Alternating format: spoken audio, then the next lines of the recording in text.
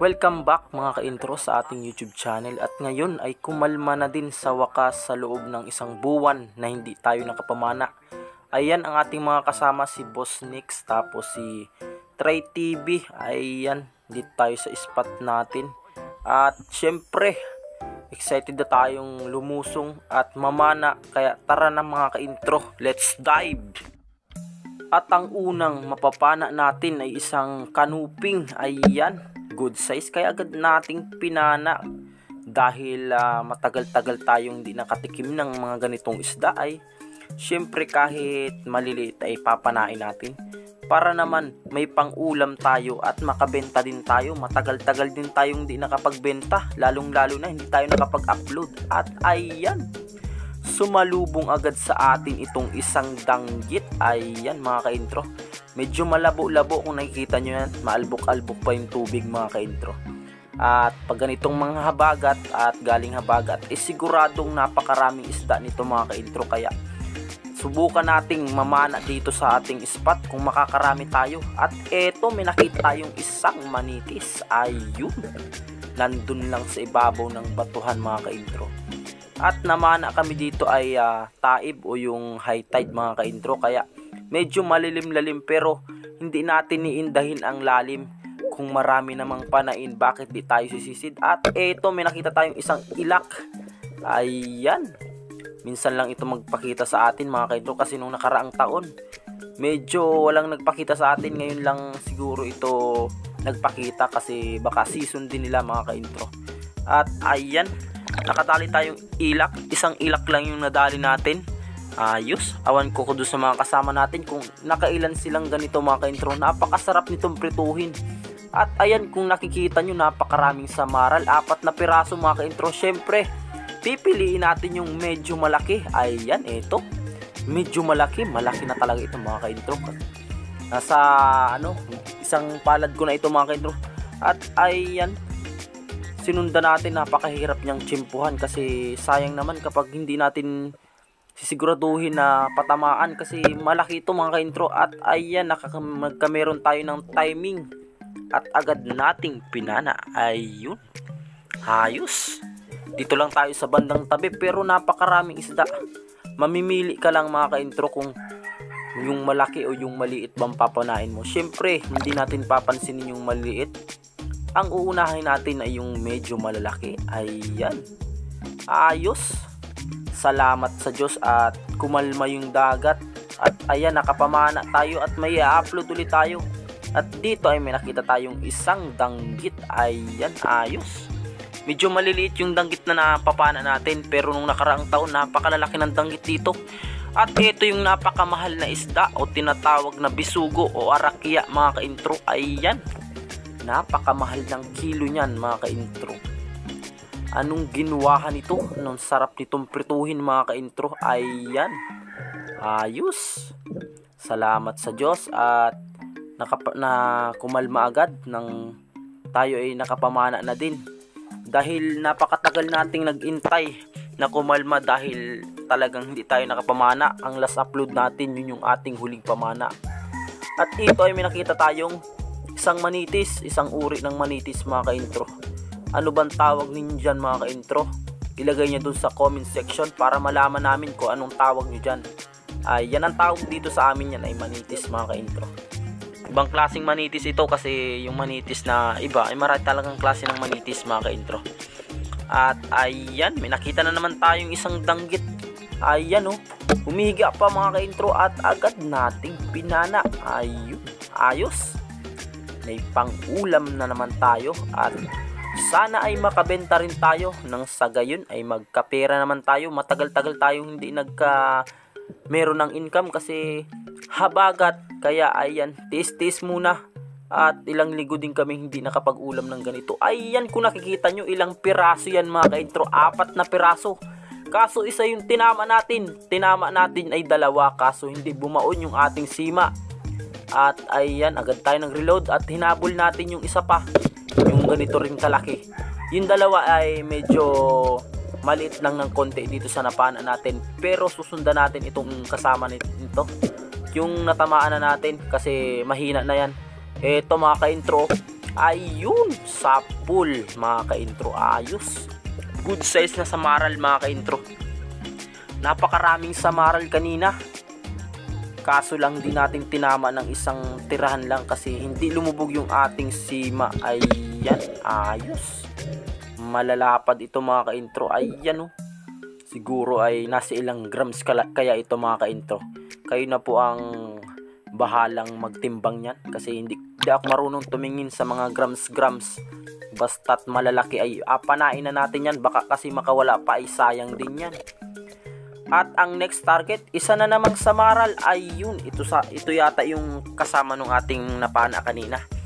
Ayan, 4 na piraso.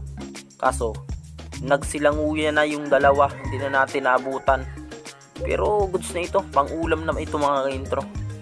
Ayan, kung napapansin nyo ay mahaba-haba yung aming mga nilangoy dito kasi malayo-layo din yung aming spot. Ayan, kung meron lang akong pangpatay dyan mga ka-intro ay pinana ko yan kasi napakalala na kasi ng tibo niyan, kaya hindi ako pumapana niyan. Dito tayo sa mga expensive na isda o yung manitis. Ito yung manitis na isang klase mga ka-intro. Napakaraming klase kasi ng manitis. Ayan, ito yung napaka sarap na manitis at ito yung lumalaki, yung tinatawag nilang timbungan o ubakan ang tawag dito sa amin sa Marinduque mga ka-intro. Ayan, ayos, napakarami na nating nahuli dito sa time na ito. At sana ay dun sa ating paghahanap pa ay makarami pa tayo. At nang sa gayon ay marami tayong may uwi. At marami din tayong mabenta para naman makabili tayo ng ating pangangailangan at makapagpalo din tayo mga ka-intro. At dito ay may nakita tayong isang barakuda o yung tigsak pero maliit-liit pa. Kaya pinana ko na rin, sayang din mga ka-intro. At dito ay may nakita na naman tayong isang arakya o bisugo. Ayan, napakarami nito mga ka-intro. Mamimili ka lang sa ilalim kung alin yung pipiliin mo. Siyempre pipili ka na nung medyo malaki. Nang sa gayon ay marami kang may huling ganito. At ayan, may napakita tayong isang putian. At nung tumingin tayo dun sa ilalim ay may isang kanuping, kaso hindi na natin pinansin. At dahil hindi lumubog yung ating sima dito sa putian ay agad natin itong dinampot para naman hindi makawala. Sayang din mga ka-intro, malaki-laki din ito mga ka-intro. Napakaraming ganito dito sa spot na ito kaso medyo maliliit pa yung iba. Pinipili lang namin yung malalaki mga ka-intro. At dito ay may nakita na naman tayong isang danggit o yung tulos. Ayan, medyo madalang ang mga danggit mga ka-intro at ang karamihan ay manitis at yang bisugo o yung arakya. Ayan, huwag kayong magpapatinik dito dun sa mga hindi pa nakakaalam sa mga isda na ito. Napakalalang makatinik niyang danggit na yan, talagang iinit agad ang iyong katawan. Yan ang gamot ko sa mga nilalamig. Sa mga nilalamig na pag-ibig ay kailangan nyo magpainit. Ayun lang ang solusyon para uminit ang inyong damdamin. At ito may nakita tayong isang manitis. Ayun, malaki-laki din ito mga ka-intro. At ang next target natin ay isang dalagang bukid. Ayun, sapul yung dalagang bukid mga ka-intro. Ayan, napakaraming panain talaga kapag galing habagat kasi hindi napapamanaan yung ating spot. At ayan, at nasuluhan namin yung aming spot kaya ayan, di kami nagmamadaling mamana kasi pag marami ay nagmamadali kasi paunahan talaga sa huli mga ka-intro. At ayan, may nakita tayong isang baliagos ay yung long nose emperor, yung dugso. Pag lumaki ito ay yung dugso mga ka-intro. Ayan, napakasarap nitong prituhin, lalong lalo na kapag paksiw, at napakasarap nito mga ka-intro. Yummy. Ayan, talagang auto-reload tayo nung pana natin kasi napakaraming panain. Talagang unli pana tayo mga ka-intro. At eto, nakawala pa, dinampot natin syempre. At ayan, di natin makita at binalikan natin. Ayun, nakasuksok lang doon sa ilalim ng bato. Ayan, panghina na yan kaya dinampot ko na. At ito, may nakita na naman tayong isang manitis. Ayan, ayos.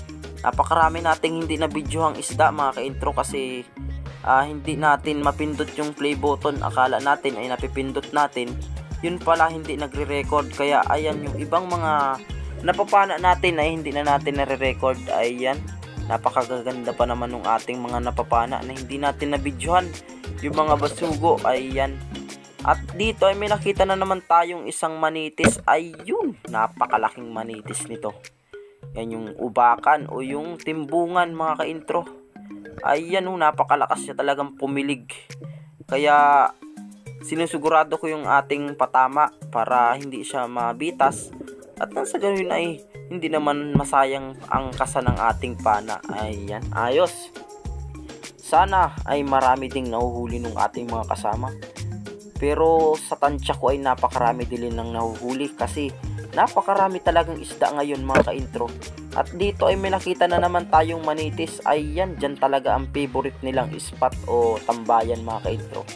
Lalong lalo na doon sa malalaking bato, silipin mo lang yung ilalim nun, sigurado merong nakanunong doon na manitis, mga ka-intro. Ayan, ayos. Puro manitis yung ating mga nahuhuli kasi talagang manitisan dito sa spot natin. At medyo malalim kaya pinagtsatsagaan natin. At dito ay may nakita na naman tayong isang napakalaking manitis. Ayan, napakabait, mga ka-intro. Kaya napakaganda talagang mamana kapag gabi. Dahil nakatigil ang isda, papanain mo na lang, mga ka-intro. Ayan, iniintay ka lang sa ilalim.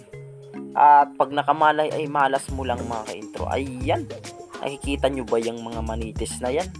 Ayan, di na ako naglalagay sa net kasi pang-abala. Nilalagyan ko muna ng mga 3 o 5 piraso yung tunod natin bago natin tanggalin sa tunod. At nilalagay natin sa ating net. Ayan, napakalaki niya, no? Kung nakikita nyo, nanliliit yung ating tunod. Ayan, ayos.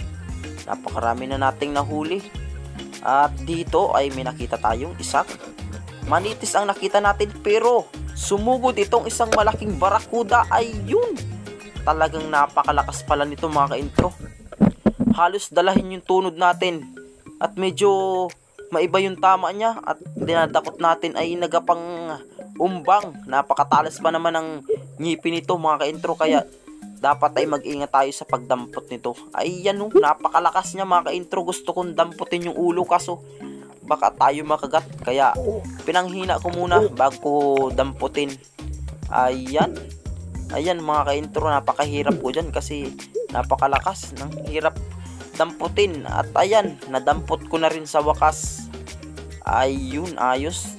Pinatay ko na at tinanggal ko yung kanyang hasang. Sinira ko yung hasang para kapag nakawala ay, kahit makawala ay hindi na siya masyadong lumayo.